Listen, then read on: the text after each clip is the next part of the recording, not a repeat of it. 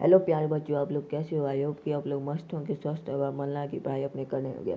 आज का ये क्लास बहुत महत्वपूर्ण होने वाला है क्योंकि विज्ञान के 50 महत्वपूर्ण ऑब्जेक्टिव लेके आया है जो सीधे बिहार मैट्रिक परीक्षा 2027 में टकराने वाला है। तो आज इसका क्लास 3 है। आपको इससे पहले का क्लास मेरे चैनल के प्लेलिस्ट में मिल जाएगी, जाकर चेक कर लीजिए। हम ये कहना चाहते हैं कि आप लोग अपनी पढ़ाई अच्छे से करें, मन लगा करें और बिहार मैट्रिक परीक्षा में अच्छे नंबर से पास हो और टॉपर बने। तो चलते हैं, टाइम की ना बर्बादी करते हुए अपने क्वेश्चन पे। पहला क्वेश्चन है कि कवक में पोषण की कौन सी विधि पाई जाती है? कवक में पोषण की कौन सी विधि पाई जाती है? जी, तो सही ऑप्शन बी नंबर हो जाएगा। पहला का सही ऑप्शन क्या होगा? B number. पहला का सही ऑप्शन बी नंबर।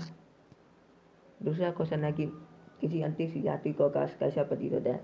किसी अंतरिक्ष यात्री को आकाश कैसा प्रतीत होता है? किसी अंतरिक्ष यात्री को आकाश काला प्रतीत होता है। किसी अंतरिक्ष यात्री को आकाश कैसा प्रतीत होता है? काला। दो का सही ऑप्शन ए नंबर हो जाएगा। दो का सही ऑप्शन ए नंबर। तीसरा क्वेश्चन है कि स्टोमाटा पौधे के किस अंग में पाया जाता है? स्टोमाटा पौधे किस अंग में पाया जाता है? स्टोमाटा पौधे के पत्तियों में पाया जाता है। तीन का सही ऑप्शन बी नंबर हो जाएगा। तीन का सही ऑप्शन बी नंबर। तीन का सही ऑप्शन बी नंबर। चौथा क्वेश्चन है कि प्रकृति में ऑक्सीजन का संतुलन कैसे बना होता है? प्रकृति में ऑक्सीजन के संतुलन प्रकाश संश्लेषण द्वारा बना होता है। प्रकाश संश्लेषण द्वारा प्रकृति में ऑक्सीजन का संतुलन बनाया जाता है। पांचवा क्वेश्चन है कि प्रतिरोध का ऐसे मात्रक क्या होता है? प्रतिरोध का ऐसे मात्रक क्या होता है? प्रतिरोध का ऐसे मात्रक ओम होता है।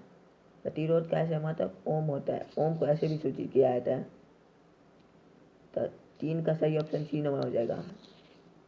ये VBI क्वेश्चन है। ये VBI, ये पार्ट 1 में भी पढ़ाए थे, पार्ट 2 में पढ़ाए थे और पार्ट 3 में भी पढ़ा रहे हैं। छठा क्वेश्चन है कि कौन सी क्रिया सभी जीवों के लिए अनिवार्य है? कौन सी क्रिया सभी जीवों के लिए अनिवार्य है? श्वसन क्रिया सभी जीवों के लिए अनिवार्य है। 100 का सही ऑप्शन सी नंबर हो जाएगा। सातवीं क्वेश्चन है कि बैटरी में किस प्रकार की धारा प्राप्त होती है? बैटरी से किस प्रकार की धारा प्राप्त होती है? बैटरी से डिस्क धारा प्राप्त होती है। 7 का सही ऑप्शन ए नंबर हो जाएगा। 7 का सही ऑप्शन ए नंबर हो जाएगा। आठवीं क्वेश्चन है कि प्रकाश कब बढ़ने के कितने नियम? प्रकाश कब बढ़ने के 2 नियम है।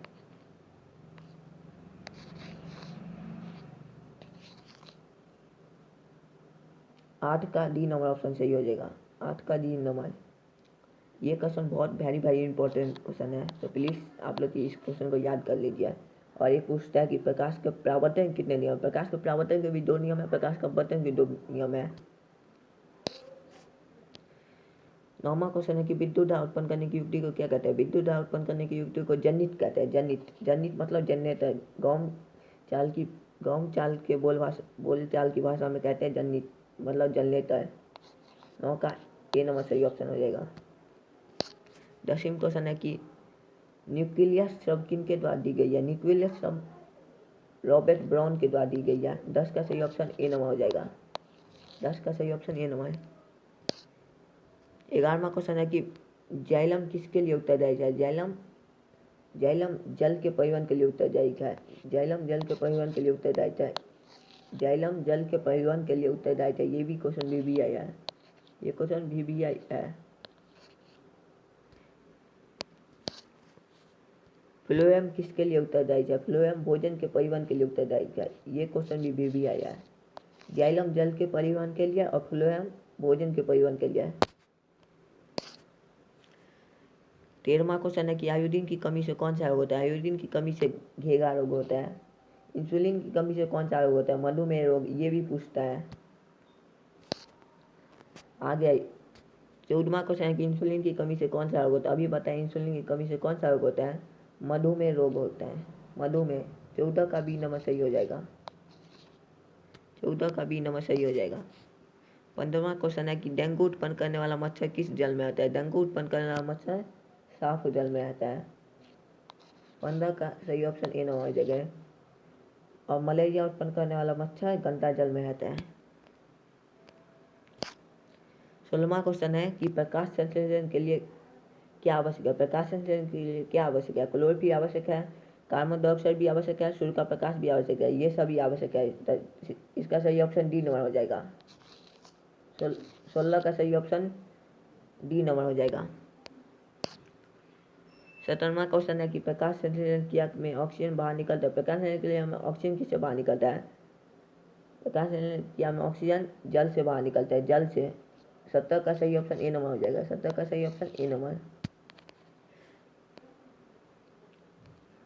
18वां क्वेश्चन है कि प्रकाश संश्लेषण में कौन सी गैस बाहर निकलता है?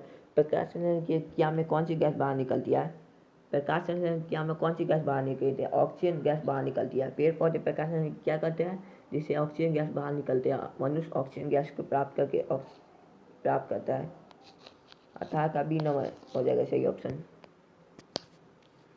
19वां क्वेश्चन है कि स्टोमाटा पौधे के किस अंग में पाया जाता है? स्टोमाटा पौधे के पत्तियों में पाया जाता है। स्टोमाटा पौधे के पत्तियों में पाया जाता है।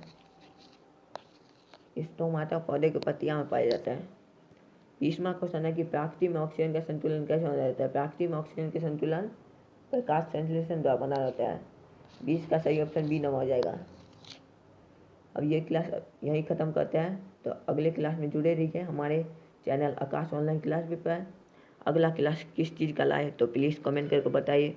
वीडियो पसंद है तो लाइक करें, सब्सक्राइब करें। और हम यही आपसे कहना चाहते हैं कि आप अपने पढ़ाई को अच्छा बनाएं, अच्छे से पढ़ाई करें और बेहतरीन नंबर से आने और टॉपर बने।